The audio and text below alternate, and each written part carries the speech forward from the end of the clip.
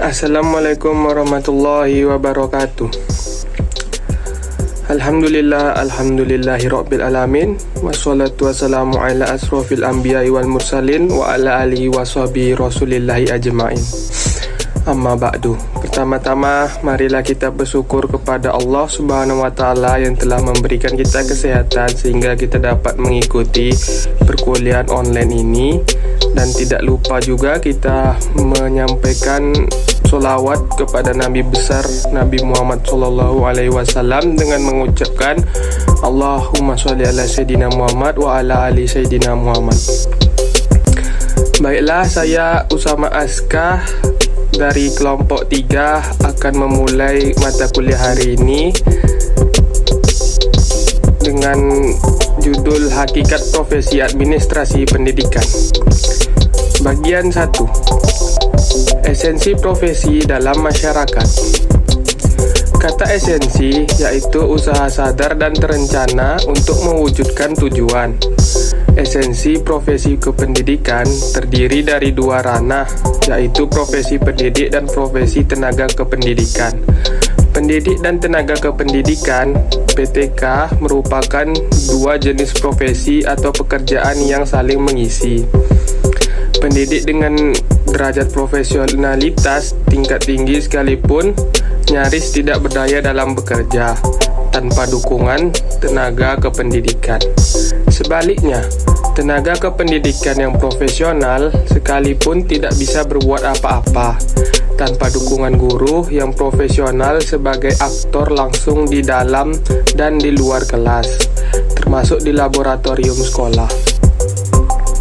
Tenaga kependidikan adalah anggota masyarakat yang mengabdikan diri dan diangkat untuk menunjang penyelenggaraan pendidikan, di mana di dalamnya termasuk pendidik. Pendidik adalah tenaga kependidikan yang berkualifikasi sebagai guru, dosen, konselor, pamong belajar, widyaswara, tutor, instruktur, fasilitator, dan sebutan lain yang sesuai dengan kekhususannya, serta berpartisipasi dalam menyelenggarakan pendidikan dengan lahirnya dalam Undang-Undang Nomor 14 Tahun 2005 tentang guru dan dosen. Guru yang tadinya masuk rumpun pendidik kini telah memiliki definisi tersendiri. Secara lebih luas, tenaga kependidikan yang dimaksudkan di sini adalah sebagaimana termaktub Undang-Undang Nomor 20 Tahun 2003 tentang Sisdiknas, yaitu sebagai berikut. Pertama, tenaga kependidikan terdiri atas tenaga pendidik, pengelolaan satuan pendidikan, penilik, pengawas, peneliti, dan pengembang di bidang pendidikan, pustakawan, laboran, teknisi sumber belajar, dan penguji. Kedua, tenaga pendidik terdiri atas pembimbing, pengajar, dan pelatih. Ketiga, pengelola satuan pendidikan terdiri atas kepala sekolah, direktur, ketua, rektor, dan pimpinan satuan pendidikan di luar sekolah. Baiklah, selanjutnya akan dilanjuti oleh teman saya, Selvi. Selanjutnya yaitu pengertian profesi administrasi pendidikan dan syarat-syarat profesi administrasi pendidikan. Pengertian administrasi pendidikan dari berbagai aspek yaitu administrasi pendidikan mempunyai pengertian kerjasama untuk mencapai tujuan pendidikan. Administrasi pendidikan mengandung pengertian proses untuk mencapai tujuan pendidikan. Proses itu sendiri dimulai dari perencanaan, pengorganisasian, pengarahan, pemantauan, dan penilaian. Administrasi pendidikan dalam profesi keguruan merupakan kegiatan pendidikan untuk mengembangkan kemampuan dalam bidang administrasi, ilmu pengetahuan, teori belajar, dan keterampilan yang dilaksanakan bertujuan jangka panjang, yaitu agar tenaga administrasi, manajemen, maupun mengembangkan ilmu yang telah dipelajari dan dipraktikkan di sekolah. administrasi pendidikan juga merupakan segenap proses pengerahan dan pengintegrasian segala sesuatu, baik personel, spiritual, maupun material yang bersangkut paut dengan pencapaian tujuan pendidikan. Jadi, di dalam proses administrasi pendidikan, segenap usaha orang-orang yang terlibat di dalam proses pencapaian tujuan pendidikan itu diintegrasikan, diorganisasi, dan dikoordinasi secara efektif dan semua materi yang diperlukan. Beberapa pokok pikiran yang merupakan kesamaan pendapat dari para ahli administrasi yaitu antara lain, yang pertama, administrasi merupakan rangkaian kegiatan penataan. Yang kedua, kegiatan penataan itu dilakukan oleh sekelompok orang. Yang ketiga, usaha kerjasama sekelompok orang itu mempunyai tujuan tertentu dan disepakati untuk dicapai. Pokok pikiran tersebut di atas ini memuat beberapa aspek penting yang merupakan faktor penyebab terjadinya administrasi, yaitu yang pertama, adanya manusia atau dua orang lebih. Yang kedua, adanya tujuan yang hendak dicapai. Yang ketiga, adanya serangkaian tugas pekerjaan yang harus dikerjakan. Dan yang terakhir, ada proses kerjasama atau proses penataan.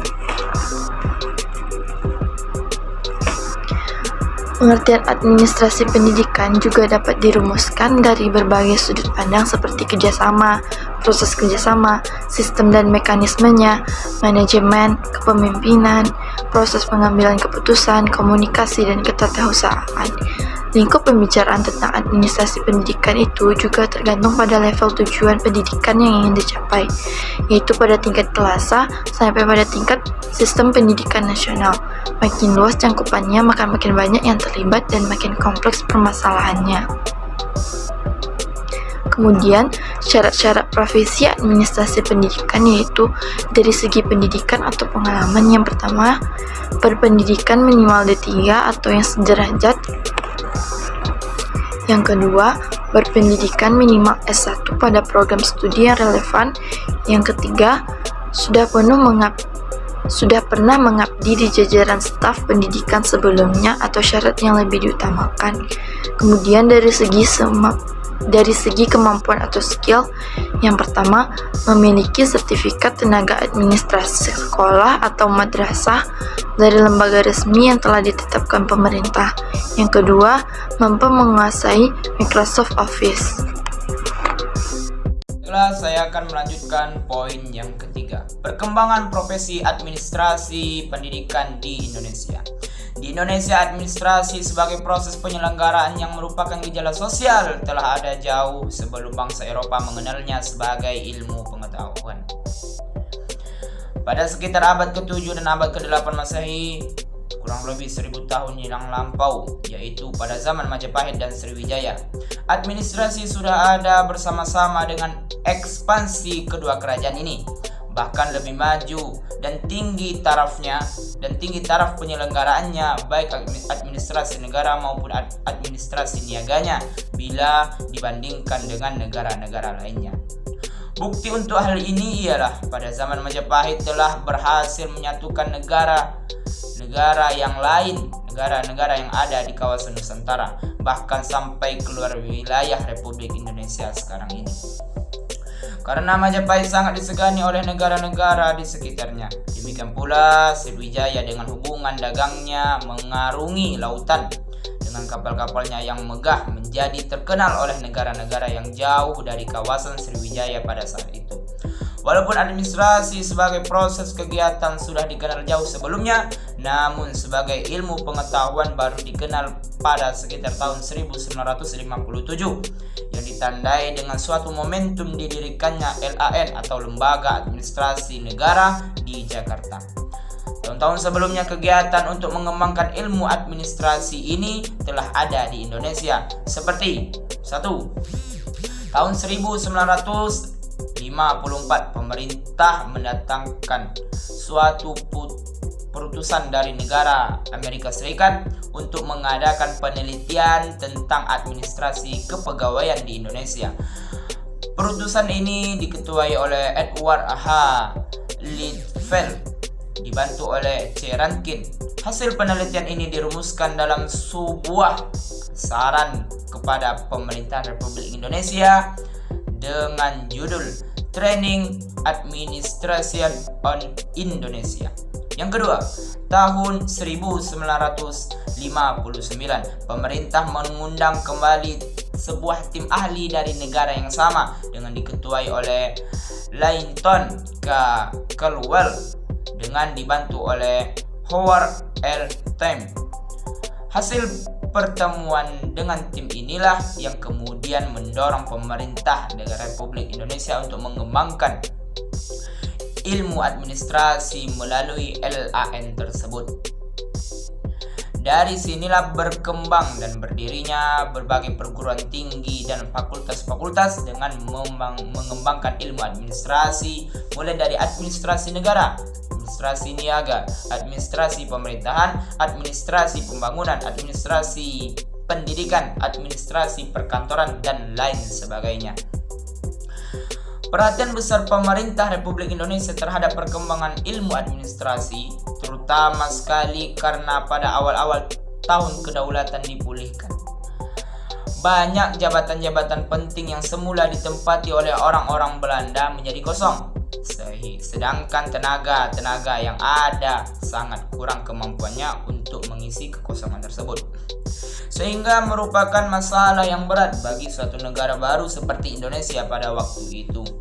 Memang pada zaman kolonial Belanda dulu tidak memberi kesempatan kepada orang-orang Indonesia untuk menempati jabatan-jabatan administrasi yang penting dalam menentukan kebijakan politik dan jabatan pimpinan yang penting. Kalaupun ada, maka hanya sedikit saja yang mempunyai pengalaman administratif. Pendekatan pada waktu itu, administrasi sebagai proses kegiatan yang integral semata-mata diperuntukkan bagi golongan orang-orang Belanda saja, sedangkan waktu Indonesia diabaikan dari jabatan-jabatan penting dan menentukan kebijakan dalam negara pada waktu itu. Semenjak berdirinya LAN atau Lembaga Administrasi Negara, hingga sekarang ini, ilmu administrasi di Indonesia telah tumbuh dan berkembang dengan pesat. Bahkan masing-masing unsur administrasi yang merupakan suatu kesatuan telah berdiri sendiri sebagai cabang ilmu pengetahuan juga berkembang dengan subur di Indonesia.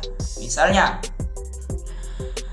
dalam ilmu organisasi berkembang pengetahuan baru tentang organisasi dan metode, organization and method. Ilmu manajemen dikembangkan pula pengetahuan metodologi, pengambilan keputusan, decision making methodology, penelitian operasional atau operational network planning, dan sebagainya. Dari ilmu komunikasi dalam administrasi dikembangkan pula pengetahuan baru, yaitu cybernetics. Dalam ilmu administrasi keuangan dikembangkan pula pengetahuan baru, planning programming budgeting system atau PPBS, atau nama lain sekarang yang sedang dipopulerkan yaitu sistem perencanaan penyusunan program dan penganggaran, disingkat dengan SP4.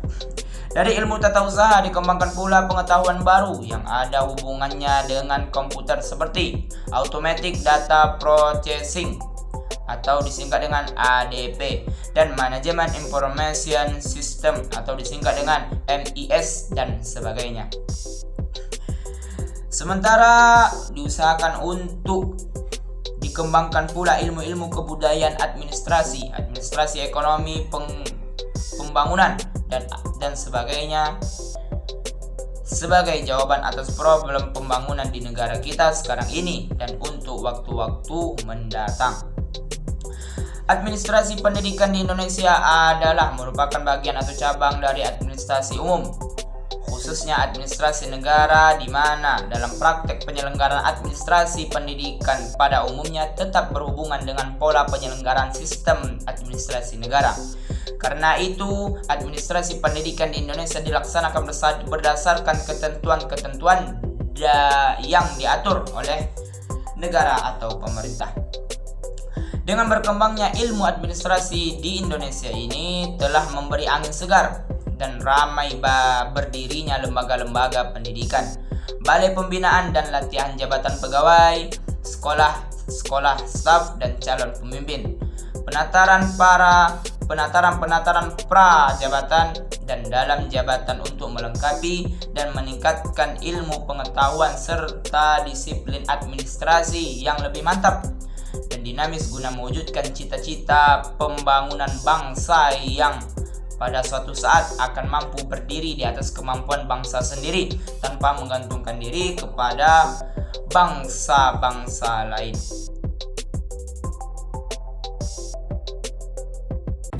Selesai sudah presentasi dari kelompok 3. Terima kasih sudah menyaksikan dan mohon maaf apabila ada kesalahan. Lebih dan kurang mohon maaf. Wassalamualaikum warahmatullahi wabarakatuh.